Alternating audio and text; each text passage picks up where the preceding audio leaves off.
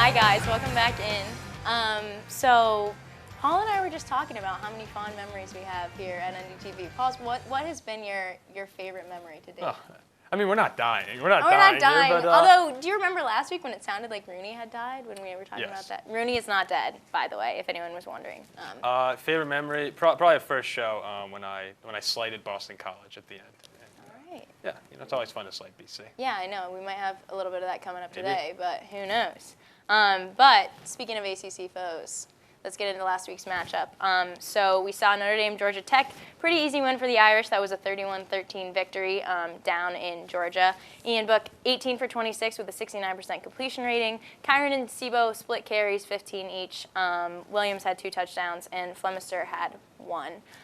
One spot of just like new look for the offense, I thought, was the deep threat last week. Javon McKinley, leading receiver with five catches in that game. Paul, what was your biggest takeaway from that game last week? Well, I don't want to overreact to anything because Georgia Tech is a pretty inferior opponent. The past 3 games against Clemson, BC, and Notre Dame now. They've lost a combined, I believe it was 155-47. Something like that, yeah, this is a pretty weak ACC opponent.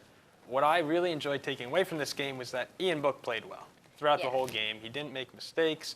He was efficient in his intermediate throws. You got what you wanted out of Ian Book.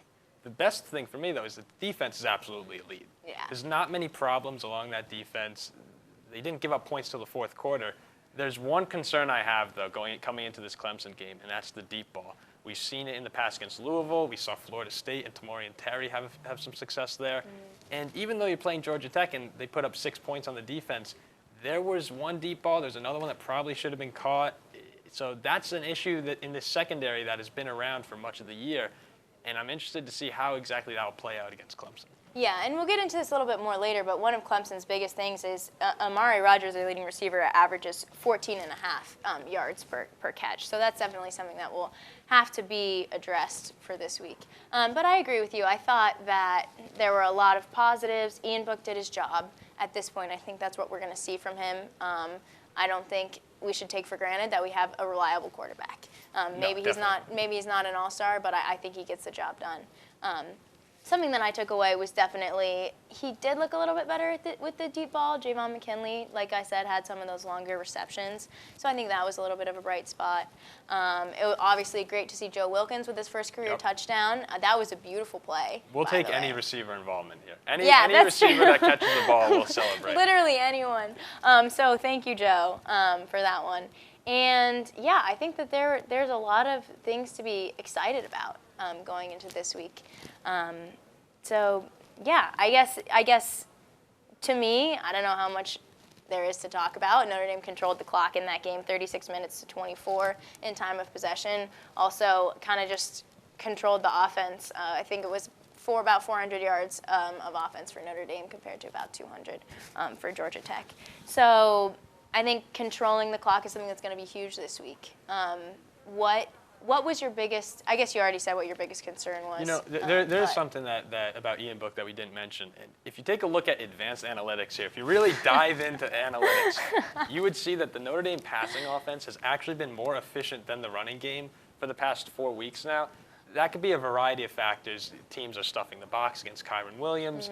It could be that the Notre Dame passing offense is pretty limited in terms of its playbook, but you have to remember that Ian Book is doing what he has to do. He's 90% completion from throws 0 to 9 yards, 60% 10 to 15. So Book is actually playing really well. He's getting the job done. It's just you have to wonder at what point do you need to extend the ball beyond 10 yards. 70% of his passes do not travel more than 10 yards in the air. Yeah.